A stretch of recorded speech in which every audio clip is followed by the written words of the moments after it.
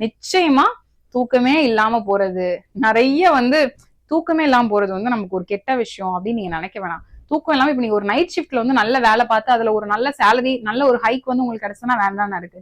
அந்த மாதிரி நீங்க எடுத்துக்கோங்க. நீங்க வந்து இப்போ ஒரு வெளிநாட்டுக்கு வந்து போகணும் அப்படின்னு நினைச்சிருக்கீங்க, வெளி மாநிலத்துக்கு போகணும் அப்படின்னு நினைச்சிருப்பீங்க. உங்களை வந்து ஒரு ஃபாரின் ஆப்பர்ச்சுனிட்டி கொடுத்து எங்கேயாவது கூட்டிட்டு போய் ஒரு பெரிய இடத்துல வந்து உங்களை உட்கார வச்சிரும். இந்த மாதிரி நீங்க வந்து எதிர்பார்க்காத மாதிரி ஒரு பெரிய பயணங்களை வந்து இந்த காலகட்டத்துல நீங்க போவீங்க.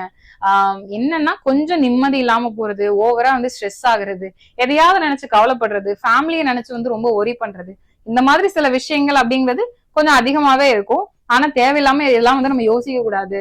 நம்ம வந்து நம்ம வேலையில ரொம்ப பிஸியா இருக்கணும் அப்படின்னு சொல்லிட்டு நீங்க உங்களுடைய போக்கஸை வந்து உங்களோட ஒர்க்ல ஷிஃப்ட் பண்ணிருங்க. இந்த பிரச்சனை எல்லாம் பெருசா உங்களை அஃபெக்ட் பண்ணாது.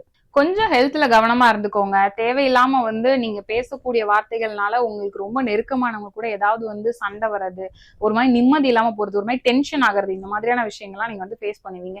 திருமணம் ஆகி என்னுடைய ரிலேஷன்ஷிப் வந்து நல்லா இல்லை, நான் வந்து கொஞ்சம் வருஷமா நான் தனியா தான் இருந்துட்டு இருக்கேன் அப்படிங்கிறவங்க ரொம்ப கவனமா இருந்துக்கோங்க. தேவையில்லாத சில உறவுகள் வந்து உங்க வாழ்க்கையில புதுசா வர்றது, இல்ல நீங்க ஏற்கனவே வந்து இருக்கிறீங்க அப்படின்னா அதன் மூலமா வந்து பிரச்சனையை சந்திக்கிறது, இந்த மாதிரியான சூழ்நிலையும் உங்களுக்கு இருக்கு.